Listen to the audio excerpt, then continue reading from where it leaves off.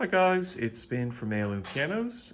So today we're starting on the recording of part 2 of the Schimmel Restoration. Now in, I think, May this year I posted a video about the restoration of a Schimmel grand that had a lot of rat damage. And finally, a few months later, we have a selection of spare parts that have arrived from Renner. So we've got the set-off buttons we're replacing, we've got a fully pre-hung hammer shank assembly, and we've also got a full set of Whippens as well. So we'll run you through the whole process of this, and also we'll be doing some restoration work as a few things have been a little bit chewed, but enjoy the video. Okay, so fast forward a couple of days, we're in the customer's house, and before we show the piano itself, I thought I would run through what we've done with the action mechanism. So as you saw before, there was some gnawing by some little critters, and we've just beveled those keys just so it looks slightly less suspicious. But as you can see, this is the full brand new hammer shank assembly from Renner in Germany, and we've also installed a new set of Whippens. These are slightly different than the previous Whippens. So before, the instrument had the turbo assist springs, and having spoken to Renner about replacing those, they're no longer produced by Renner, and instead they recommended that we go with these parts instead, which are designed to fit on the 187 and the 174 Schimmels.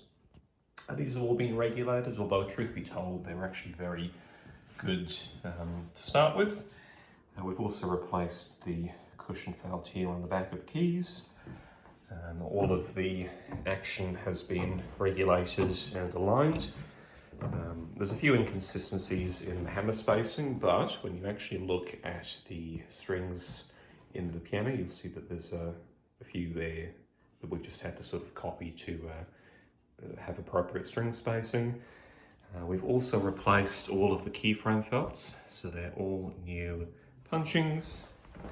It's a little bit hard to see, but we've also put a new back touch felt on there as well as the new set-off buttons to replace the old ones that have been chewed.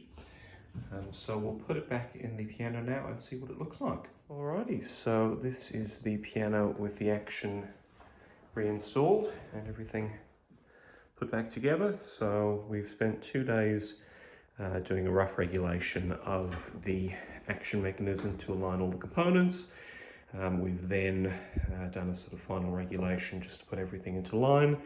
We've tuned it a couple of times and done a little bit of refinement to a couple of areas. So for instance, the dabber felts here, we have just sort of trimmed them because they were a little bit too long. But no, it's all come up really well.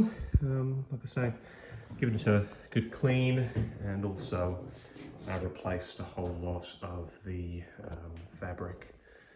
So things like the music rest leather, and the sort of leather on the sides of the desk there.